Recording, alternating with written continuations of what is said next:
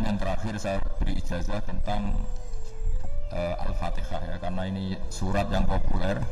Kalau saya ijazahi Quran 30 juz pasti sampean nggak hafal. Atau ijazah surat Baqarah, kalau mau Baqarah mau. Ijazahi surat Baqarah mau 2 juz setengah. Mau Mas Asep? Yang Fatihah aja yang gampang ya. Nah, ya kulhu Fatihah ini paket ringan ini. Tapi pahalanya apa? Besar. Ini beda ya, artinya selama ini mungkin Anda baca tapi monoton ya. Tapi ini saya bacakan teks aslinya tentang istilahnya itu mazaya itu kelebihannya Fatihah. Supaya apa sekaligus jadi jimat lah gitu. Jadi kalau kamu sering di jalan-jalan yang mungkin sepi atau mungkin kan tidak semua teman Grab itu nasibnya bagus yang di Semarang Jogja. Mungkin yang di Kalimantan, di Papua kan ada yang 10 kilo gak ketemu rumah, ya kan? Yang lihat di TV itu kan kasihan kan, udah 10 kilo gak ketemu rumah, penumpangnya kuwekar preman tuh kan, ini makan orang enggak kan gitu. Kan ujiannya dua, kalau penumpangnya cantik dia kecoba syahwat, kalau preman takut, jadi orang tuh selalu ujian gitu. Sing sedengan tuh kan jarang orang gitu. Jadi kalau penumpangnya perempuan cantik ujiannya itu syahwat, kalau preman ujiannya ketakutan. Kalau orang yang lemah bawa uang ujiannya kamu ingin garong. Jadi hidup itu memang semuanya ujian. Liyabluwakum ayyukum ahsanu amala. Makanya saya sering ditanya oleh teman-teman, Gus, nah ujiannya kenal wong wedok elek piye sama? Kenal wong ayu ujiannya syahwat, kenal wong elek ujiannya ngenyek, itu sama-sama dosa. Syahwat ya dosa, ngenyek juga dosa. Wah elek keriting untune metu ya dosa ngomong gitu. Kadang-kadang orang berpikir enak kancanan wong elek enggak dosa. Kata siapa kancanan wong elek itu ya dosa karena bawaannya ngenyek. Ngenyek itu menyepelekan itu. Makanya saya itu ya enggak mau berteman sampean. Nanti kan bawaannya ngenyek atau seneng ya enggak tahu. Ya sudah ada takdir saja kalau ketemu ya tak ulang ngaji gitu. Tapi ini ngaji terakhir, setelah ini ngaji biasa aja enggak usah resmi gini. Ngaji kok resmi aneh. Pokoknya nanti suatu saat kalau pandemi sudah berlalu saya akan ngaji Rebone. Ini ngaji. Ini ngaji yang kurang bagus karena ngatur kiai kurang berkah ini. Nanti tapi ya lumayan lah masih mau ngaji. Ngaji kok tanggal ini jam ini. Sekarang suatu saat kamu tak panggil, Mas Wahyu datang ke sini jam ini tidak mesti bisa. Mungkin pas ada acara apa? Maaf ke sini pas ngecek pas apa. Jadi ya sudah tapi tak maafkan enggak apa-apa. Takdir ya. Tak bacakan supaya sampai tahu keramatnya Bismillah. Nah sebelum saya bacakan Bismillah Fatihah tak beritahu tentang ilmu tafsirnya karena ini penting sekali.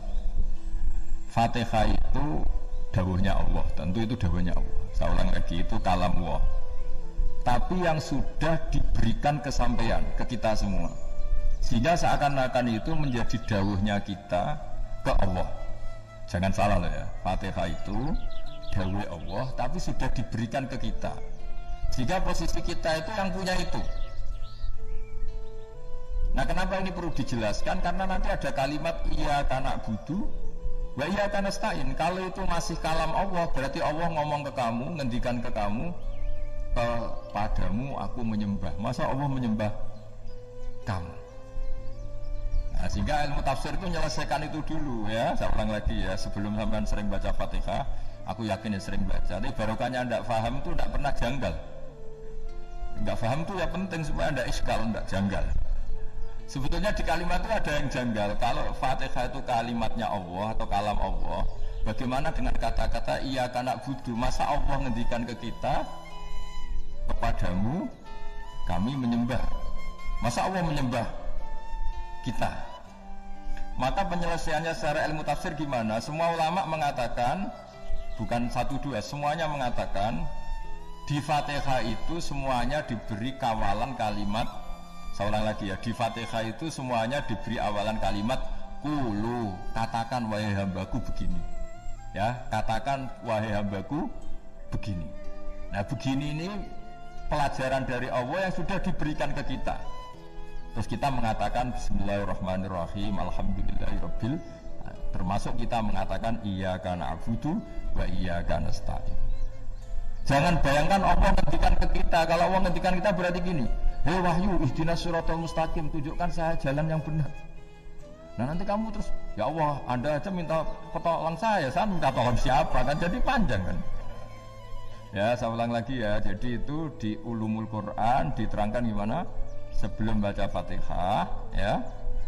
Fatihah itu kalamullah, ngendikane Allah, tapi yang sudah diajarkan ke kita dan sudah milik kita, sehingga kalimat itu menjadi milik kita. Tapi ya kalamullah, tetap kalamullah, tapi sudah menjadi milik kita. Udah paham ya? Ya pinter nah. Ya, karena kalau tanpa penjelasan seperti ini, Anda akan iskal. Bagaimana Allah, iskal itu janggal. Bagaimana Allah mengatakan iya karena butuh. Kan jadi aneh ya. Ya, jadi tak jelaskan secara ilmiah ya. Jadi kata ulama-ulama tafsir, ayat-ayat Quran seperti ini sebetulnya dimulai dari qulu, apa? Meskipun nggak dilafatkan. Itu kan sama dengan qul huwallahu ahad Muhammad, katakan kalau Tuhan itu satu. Ya namanya Quran itu kan kalam Allah, membina nabinya, membina umatnya. Makanya dikatakan atau enggak, di sini tersembunyi kata qulu, katakan.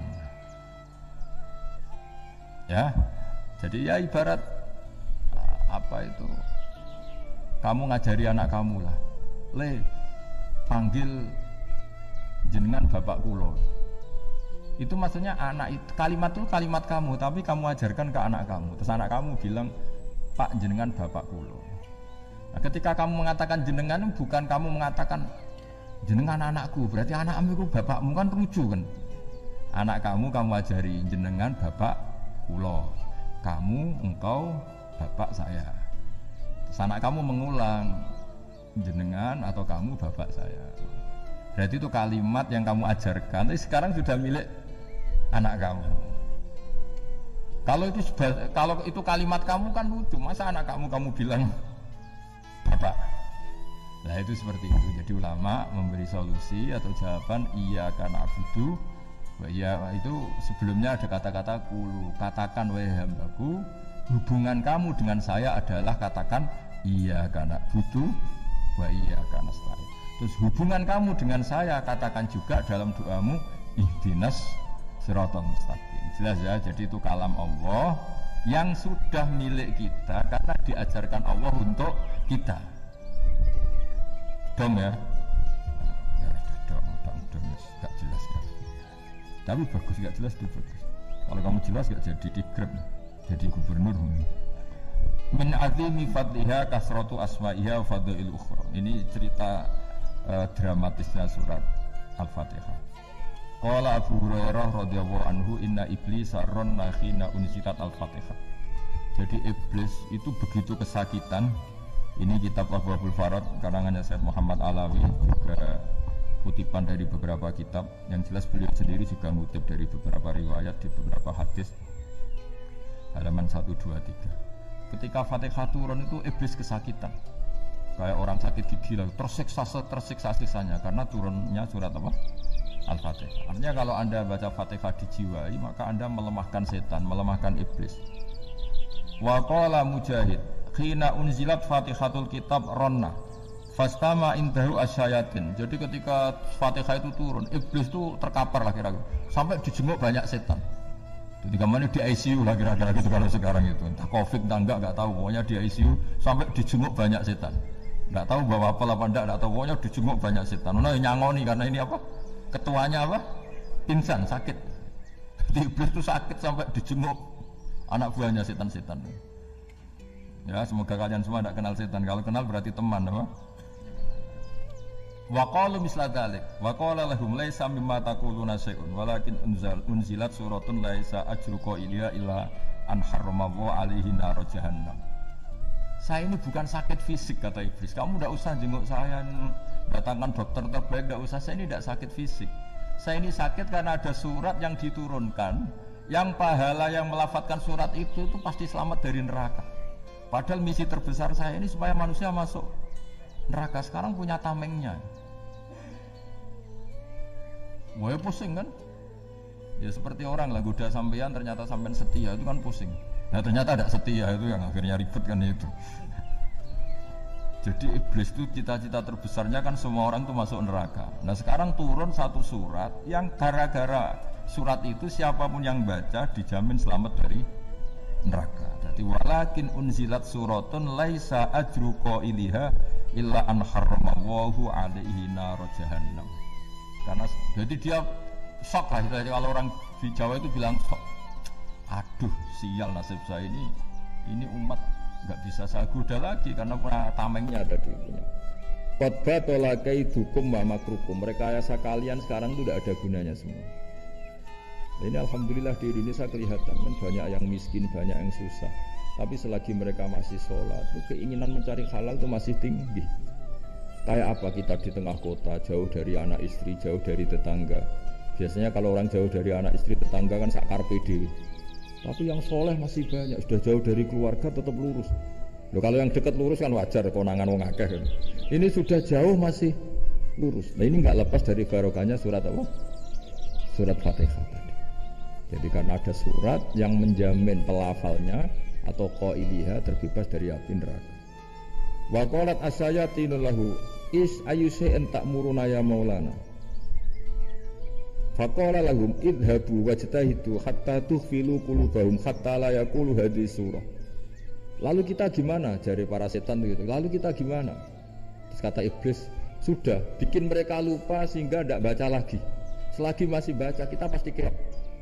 Jadi kalau sampean sudah jarang baca Fatihah itu berarti sudah bagian dari kemenangan apa? Iblis. Jadi kalau sampean sudah jarang baca Fatihah itu berarti bagian dari kekalahan Anda, kemenangan iblis. Masih sering baca? Berapa kali? Tambah lagi.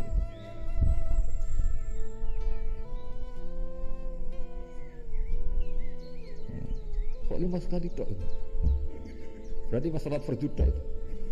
Enggak 5 kali itu mendingan itu 17. Kamu itu ngitungnya jangan 5 ini.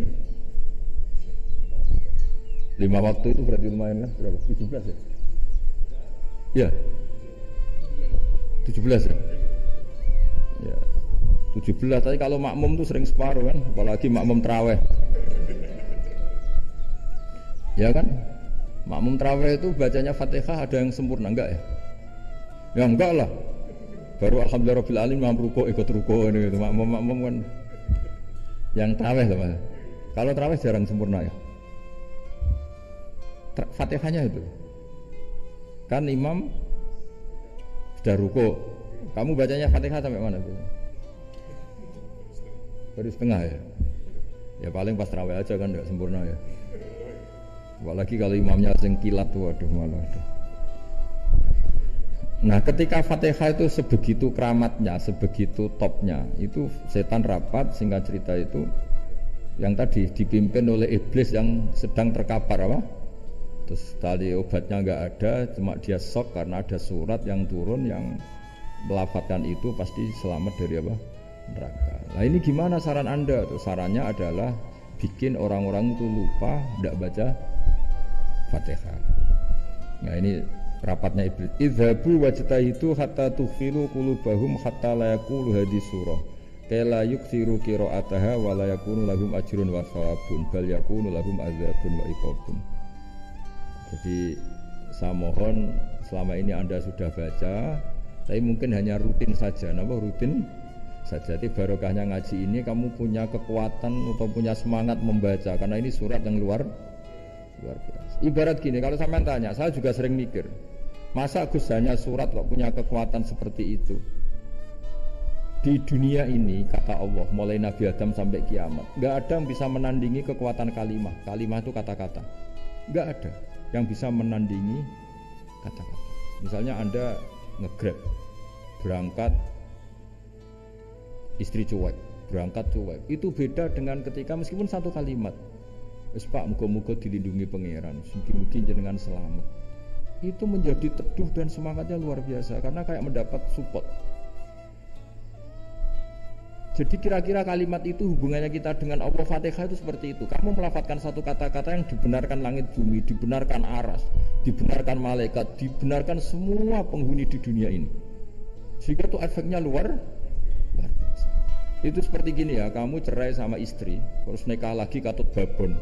10 tahun anak kamu kedidik ibunya benci kamu dan memang Anda layak dibenci. Didik. Dan sampai nggak pernah manggil kamu Pak. Suatu saat kamu tentu rindu kan ingin dipanggil bapak oleh anak kamu. Suatu saat anak ini manggil kamu Pak E. Wah itu senengnya bukan main. Hanya sebuah kata-kata. Makanya kadang-kadang orang itu tanya sama kiai, ijazah lafadz ini gunanya apa sih? Itu ijazah-ijazah itu untaian kata-kata. Yang kata-kata ini dibenarkan langit dan bumi dan aras dan para malaikat sehingga efeknya itu luar. Nah ibarat seperti itulah, kamu melafadzkan Fatihah itu melafadzkan kata-kata yang dibenarkan Allah dan Rasul dan semua malaikat, semua penghuni langit. Maka ini efeknya pasti luar. Nah di sini lah orang-orang dulu itu tahu keramatnya itu sehingga ketika melawan Belanda, melawan Jepang dulu itu kalimat-kalimat itu menjadi mantra yang luar biasa. Doa lah, doa yang luar biasa. Tapi di era modern karena orang sudah tidak ngerti itu, dianggap itu mantra, jimat, khurafat, bid'ah, waduh ribet malah. Sebetulnya tidak seperti itu. Memang kata-kata ini kekuatannya luar biasa. Sama kesakitan hati kamu juga karena itu. Wis ngojek wangilan. Lha pak di bojo kok kowe gagah tok kiri. Wah, iku seling terus. Padahal kalimat itu kan tidak melukai secara fisik, tapi apa kerjanya sesuk sarasa-rasen. Karena terus dengan pengadilan seperti itu kan ngapain kerja demi perempuan yang seperti ini. Lagi-lagi kata-kata ini luar. Nah bayangkan kalau kata-kata itu adalah kalimat yang diajarkan Allah lewat Rasulnya, lewat malaikat Jibril. Kayak apa kekuatannya itu? Nah kira-kira Fatihah itu gitu. Kalimat yang baik, kalimat thayyibah diajarkan oleh Allah dan Rasul. Kayak apa kira-kira kekuatannya? Pasti luar